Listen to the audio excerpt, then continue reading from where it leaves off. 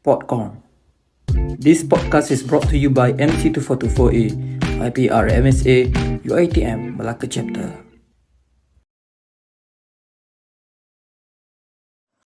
Hello, my lovely listeners. This is Wani from MC2424A, and welcome to my podcast session.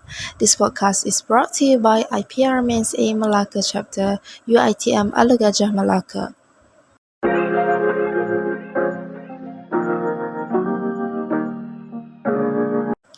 In this podcast session, I'm going to share interesting insights on topics related to our Sustainable Development Goals (SDG). The topic that will be discussed today is breaking the silence, period poverty. Do you guys know what is period poverty? Period poverty is a global issue affecting those who don't have access to the safe, hygiene menstrual products they need, and or who are unable to manage their periods with dignity. Sometimes due to community stigma and sanction. It doesn't just refer to those who have no access to menstrual products. In some cases, limited access to these products leads to prolonged use of the same tampons or pads, which can cause infection. Around the world, consequences of period poverty can include girls often miss one or more days of school during their periods, which negatively impacts their education. In sub-Saharan Africa, for example, some girls will miss as much as 20% of their school year. Some may drop out of school altogether. The loss of education can mean girls are more likely to be forced into child marriage.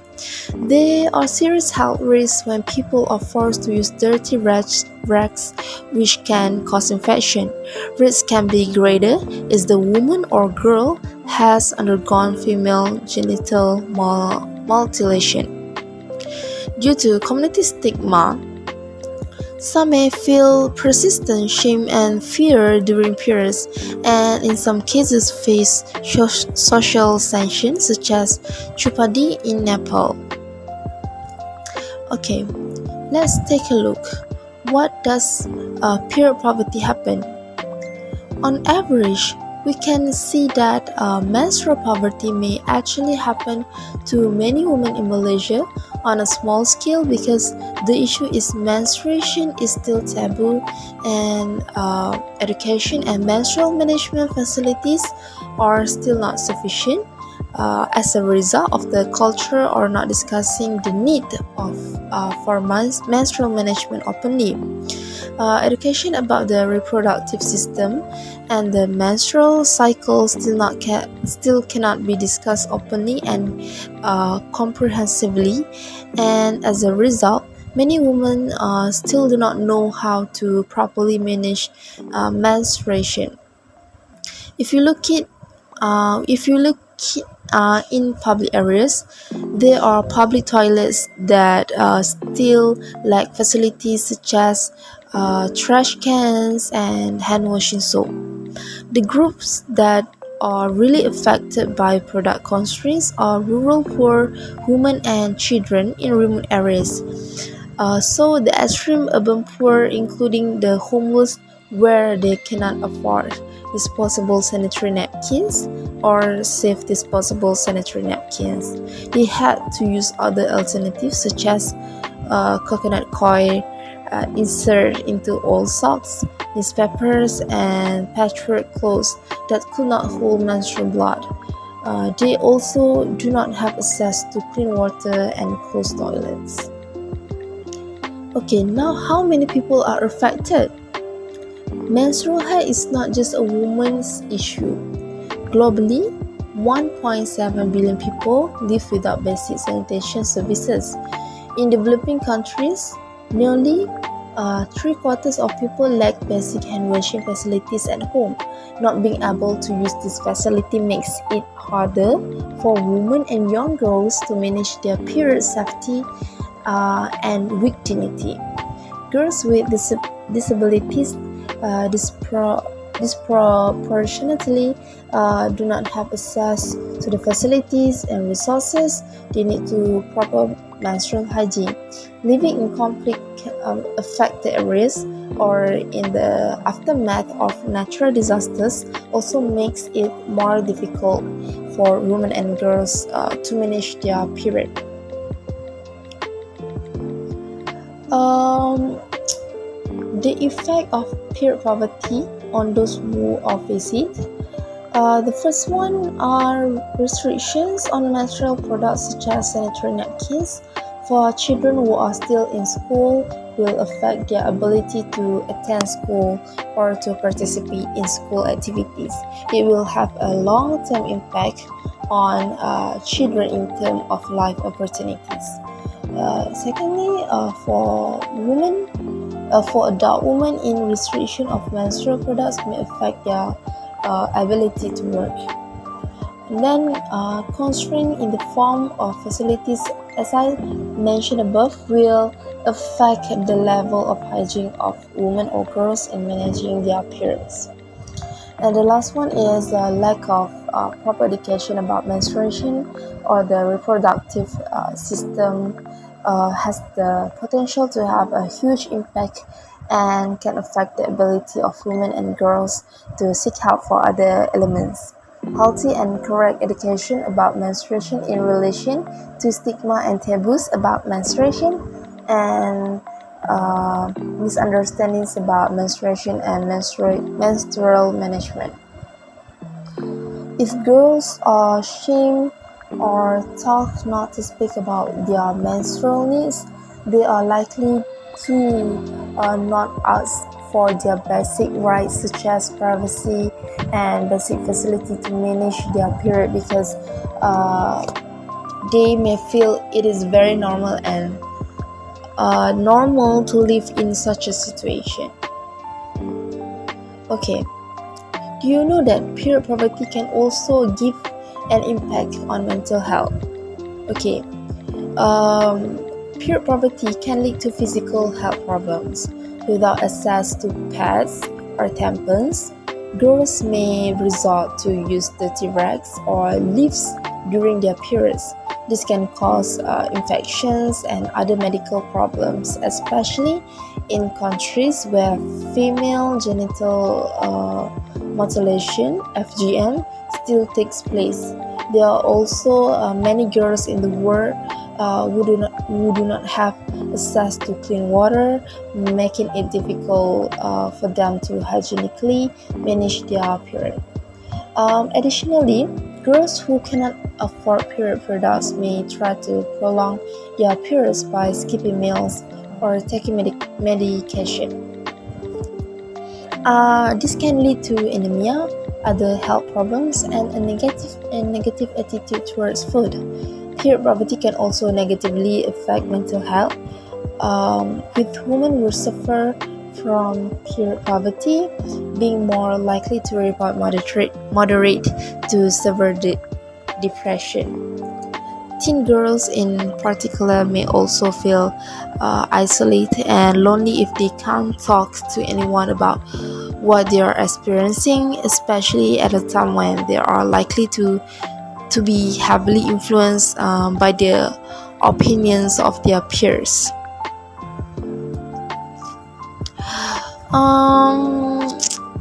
But with this problem of period poverty, they have a lot of further actions that can be taken by the following parties to deal with the issue of period poverty. The first one, of course, government. The government first needs to conduct a study to gain enlightenment about the number of women and children who are affected and what the effects and reasons are for them experiencing menstrual poverty.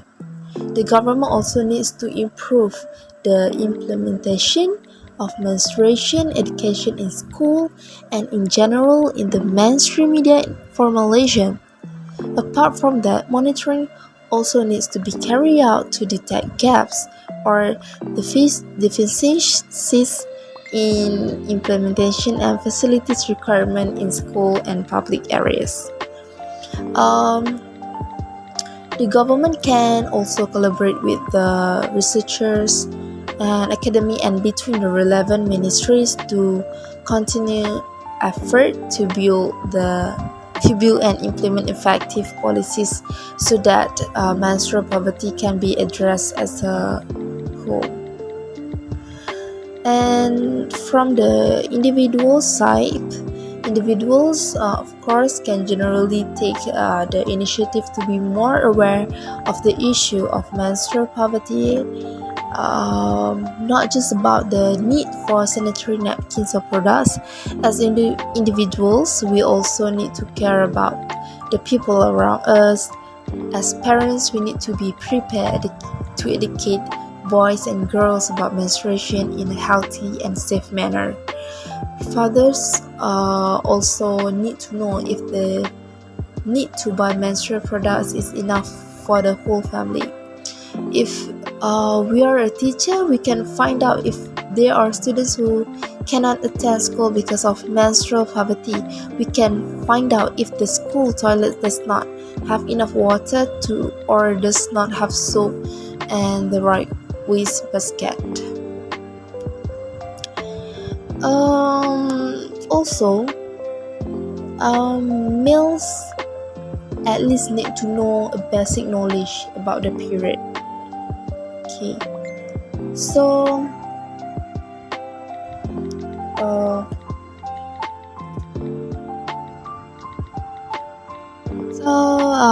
there's a lot of basic knowledge that males need to learn about period, especially when men actually don't get a proper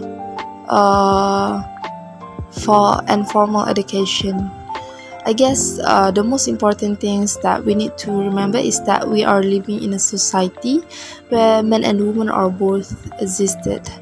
I guess some men still do not know what period is actually, so it is important to start the conversation with them actually, because we are living in society as I mentioned earlier.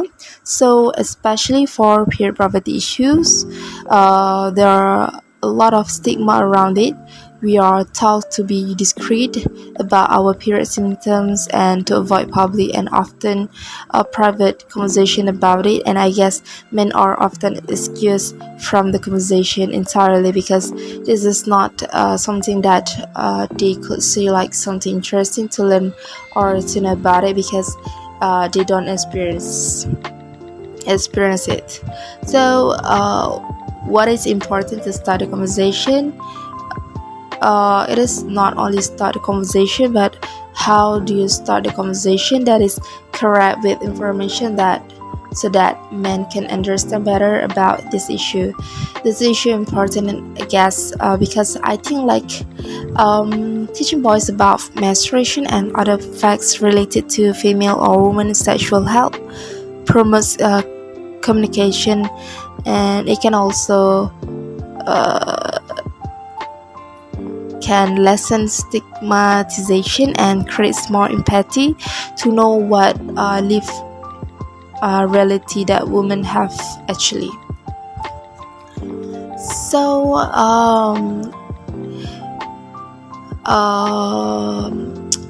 in conclusion, for me, I conclude the issue of period poverty as a serious issue that should be given awareness to all parties to deal with it. In my opinion, this issue should not only focus on women, but men should also have at least a basic knowledge about it. Various measures have also been taken by the government and NGOs to overcome this problem.